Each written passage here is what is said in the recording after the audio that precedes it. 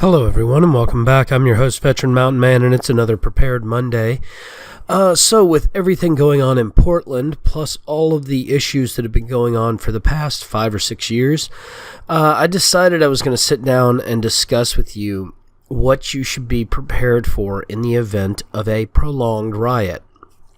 Now, I'm going to use the Rodney King riots of the 1990s as my baseline concept here, because the Black Lives Matter riots and the Antifa riots of the President Trump election and the Black Lives Matter riots of the President Obama era were not prolonged riots. They were nightly riots or daily riots during a certain time period and stopped well before a 24-hour period. They would continue the next day for a 4 to 5 hour period, and so on and so forth. During those kind of scenarios, you will be able to defend yourself much easier than you would a prolonged riot like the Rodney King riots in LA, where they rioted for 3 days straight. So without further ado, one of the things I would recommend you look at is having at least 7 to 14 days of food in your house or apartment. Now, I know some of you are going to be like, well, if you're prepared correctly, you should have a 90-day food supply. Agreed. If you are preparing for natural disasters or other sorts of situations, you should have a 90-day food supply dried and stored in your place of main residence at all times. Not everybody does. A lot of people are going to have an easier time putting together a 7 to 14-day food supply than they are a 90-day food supply, especially if they have a family of 4.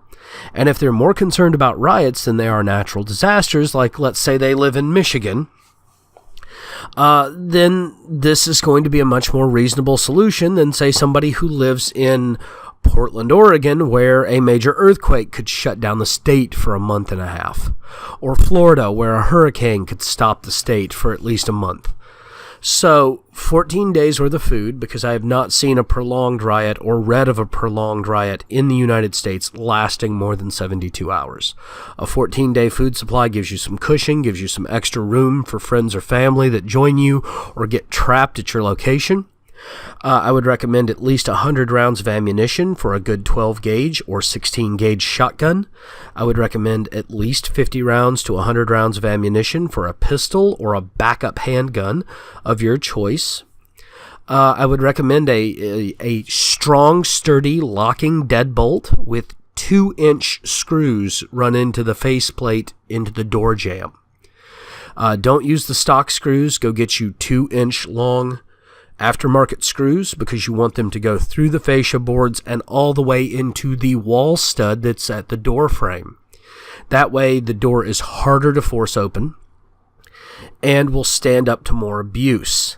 Also, I would recommend looking at some sort of cross brace for your front door. Even if it's just a heavy piece of furniture that you can move in front of your front door in the event that one of these situations occur, that will give you the ability to block access to your house through the door. Now, also, I would recommend that you look at ways to secure your windows. I'm not talking about necessarily putting in bars.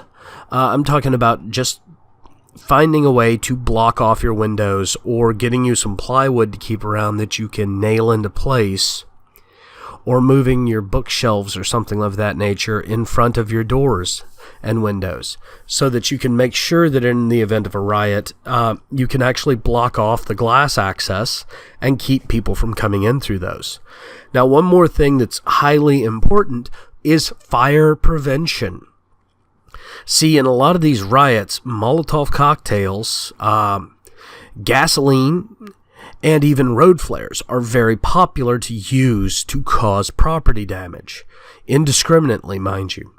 So if you do not have at least 2 high-grade fire extinguishers in your home, and you don't have at least 1 or 2 heat blankets so that you can use it to prevent fires or put out fires or get out of your house, as well as a fire escape plan, you need to put one of those in place.